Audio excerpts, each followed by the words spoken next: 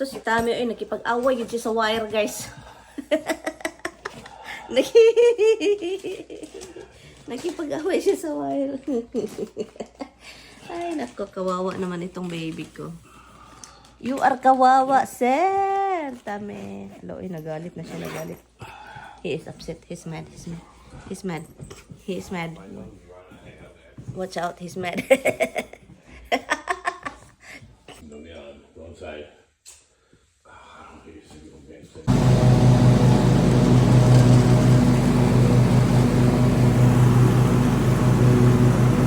Hi guys.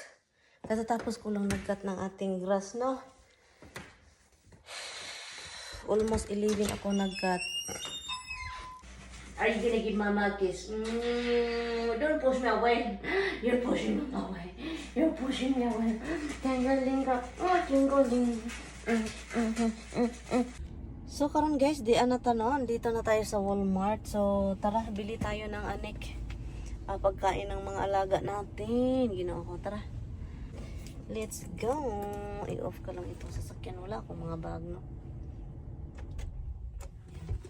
So, wala akong bag. Gutom ako, guys. Iwan ko kung bakit. Tara, tignan natin kung ano yung mabili natin dito.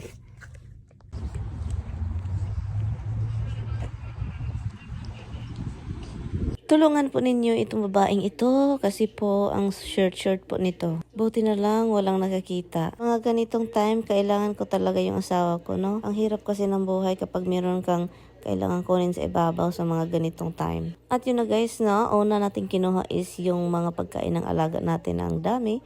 At pagkatapos nun, nagpunta na ako sa ibang tindahan. Umalis ako dun sa Walmart. Nagpunta ako sa ibang tindahan para maghanap ng broccoli. Pero wala silang broccoli. Yung mga pananim nila guys, nag-start nang nagbunga, no? Babae ba yung nakita nyo yung bata na may dala-dala? At tinanong ko yan kasi trabahante yan dito. Hindi niya alam kung anong broccoli guys. So yun, umalis na naman ako dito.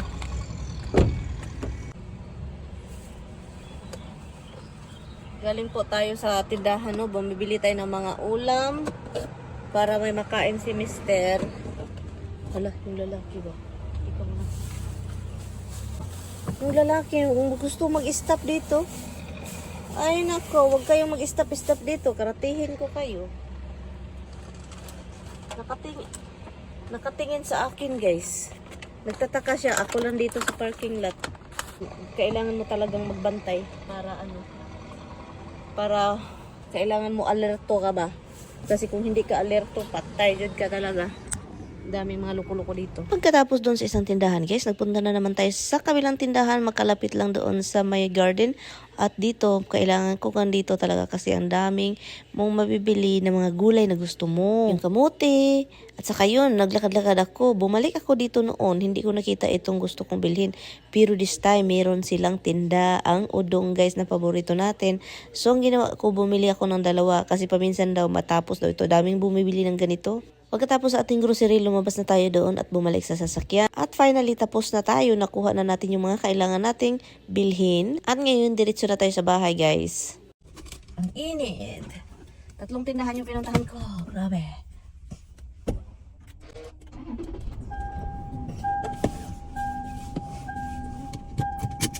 So, ito yung nabili ko, guys. I-marinate po natin ito, no? Bumili ako ng sweets, guys, para kasama sa coffee, no? Kaya hindi po tayo dito pwedeng mapapayat. Bumili ako nitong egg, cinnamon buns, no? So, para meron tayo ditong manamis-tamis. Ayan. And ito yung udong. Bumili ako. Next year pa ito ma-expire. Kaya dinalawa ko na, guys. Udong po yan, pero iba po yung pangalan, oh. At saka, salad for me, tamimoy. At saka cabbage para sa ating lulutuin na gulay. Milk para kay Mister. Ilagay na natin ito sa refrigerator. String beans, kamatis, yun. At saka ito, dalhin sa basement, creamer. At saka kamote. Talagang gustong-gusto kong kamuting ito. At saka kalbasa, guys, para sa ating cabbage. At saka ito. At saka, of course, bumili tayo ng coconut milk. At grabe, dami kong bumili. Ngayon akong bumili, guys, kasi matagal din kami, dami hindi na grocery, no? So, bumili ako nito. gulay. Oh, lutuin natin ito ngayon. Ito yung broccoli rub, guys, na gustong-gusto talaga. Meron din tayong Brussels sprout dito. Binili natin kasi gusto ni Tammy with bacon. Pagkatapos kong mag-haul ng ating mga nabili, guys, pinakita sa inyo. Nagluto na ako na nabili ko din na broccoli rub. At saka yun niluluto ko. Yun lang yung muna yung niluluto ko that day. Kasi para pag uwi ni Mister, meron siyang pagkain na gulay na gusto niya. Hello guys, magluluto po tayo ng gulay kasi po galing kain tayo ng karne. So ngayon napabili ako ng maraming gulay at ito yung lulutuin natin nga, no? Linis natin na tong kalbasa. At yun guys, ito na yung ating gulay mix, no? Kalbasa, chayote, string beans, at kaunting cabbage and onion, garlic. At saka lagyan ko ng shrimp, guys. Ano siya, igisa ko lang siya, no? Igisa ko siya and then lagyan ko siya ng shrimp. Gata sana iyon. Pero ito siya is stir fry siya na kaunting oil lang para hindi tayo maano sa oil na ang dami. So yun yung lutuin natin with shrimp, okay? And then ito. And itong ating shrimp, kailangan lang natin siyang i-defrost muna kasi ano siya hindi siya naka-defrost.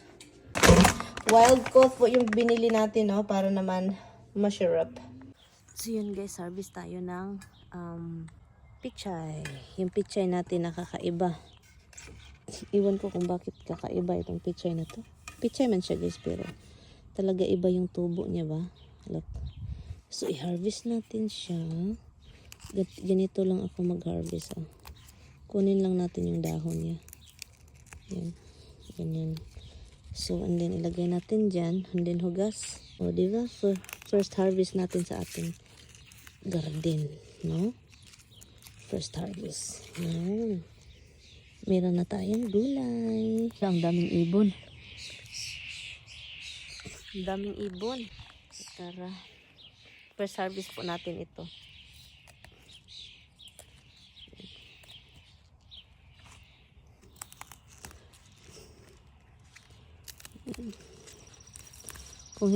Kung wala na talaga siya, ito ito yung mga magbulak o para sa ating tawag nun, seedling ba?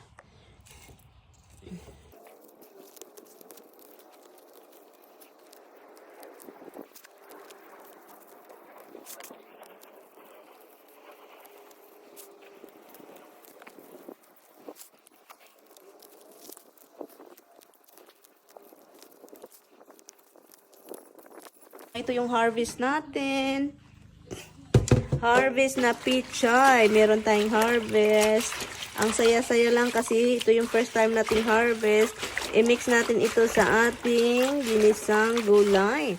Nandito na lahat yung gulay natin. So, mix-mix po ito lahat, no? So, with shrimp, o diba? O, masarap ito sa gata ba? Do you want this? Do you want coconut milk with this, honey? Or thing? Any way you cooking it is fine. No, ilagay natin ang shrimp. Ang shrimp is nilagay ko dito sa papel para ang wala hindi siya ang tubig makuha ba yung extra juice niya. Ayaw kong matubig yung kapag lutuin mo kasi yung shrimp na maraming tubig. Ayaw ko So, yun. And isagol po natin, i-mix po natin ito sa ating gulay. Yun, shrimp. Lagyan lang natin siya ng asin. And then if you can see, shrimp po. And then paminta. Ayaw natin ma-overcook. And Tammy I still have to cook Tammy's fish. So, ito yung ating gulay guys. Yung shrimp, andyan siya. Wild caught po ito na shrimp guys. Hindi yung yung nakuha lang sa mga farm. Hindi. So, kahit yan, I try my best talaga na yung sa wild caught yung mga nakuha nating isda. At saka magluto pa ako ng isda for Tammy. Yun. So, yun lang siya guys. Lagyan natin ng shrimp. Diba kakaiba? Bahala na si Batman. I think okay lang yan. Sabi pa ng iba, ano ka magluto? Bakit ganyan? Hindi naman nakakahilo yan, no? Masarap naman. Kung kaya naman, kung pwede naman, why not? Coconut, ko. Nga nung daghan pamantag, ichichi-burichi, no? Basta kay makaon, mauna na siya. And lain man tag nilutuan, At yun guys, nilagay ko na yung shrimp at saka tinitingnan ko lang yung mga gulay kung luto na ba siya or okay. Wag lang masyadong matigas kasi ayaw ni Tami na matigas. Ako gusto matigas. But anyway, yan sa mga taong nagsasabing hindi pwedeng mga ganito, ganyan. Parehas lang yan guys, basta makain, basta hindi lang tayo may halo fights na yan. Ito guys, ito yung ipakain ko na isda kay Tami. Ito yung swordfish. Hindi po niya ito palaging kinakain kasi po siya bawal, parang masama sa katawan kung palagi mo siyang kinakain dahil sa mercury, no? So, ito, ganitohin ko siya magluto kasi ayaw ni Tami na may soy, no? So, ayaw namin na siya pakainin ng soy. So, hinugasan ko lang po ito. Ito yung swordfish. So, ano to nga isda? Sa Bisaya ba o sa Tagalog? Pwede paki-comment down below guys kung anong klaseng isda po yan sa Bisaya or sa Tagalog. Sa atin ba sa Pinas? Swordfish da yan. Pwede naman ako mag-google pero ayaw ko mag-google ngayon. So, yan. So, ganito po ako magluto ngayon guys ng ating swordfish. Lagyan natin ng olive oil. Konti lang siya, no? Konti. At saka meron tayo ditong ginger and onion. Yung ating seasoning. And also, salt, paminta. Yan. Halo-haloin lang natin yung ating ginger hanggat maano na yung aroma niya, no? Lalabas. Onion. Ayan. And then, so, hintay-hintay lang natin siya hanggang mag-brown. So, ibutang na natin ang isdan din. And then, atong butangan of onion, garlic onion, something asin. Yan, ang hirap naman mag-vlog ay. So guys, ito na yun yung look, no? At saka hinihinaan ko siya para naman maluto at kinakover ko para maluto yung laman sa loob niya kasi mataba-taba po itong istang ito. But anyway, pinatay ko na pala siya, hindi ko hinanaan. Thank you so much for watching. Nagustuhan ni Mr.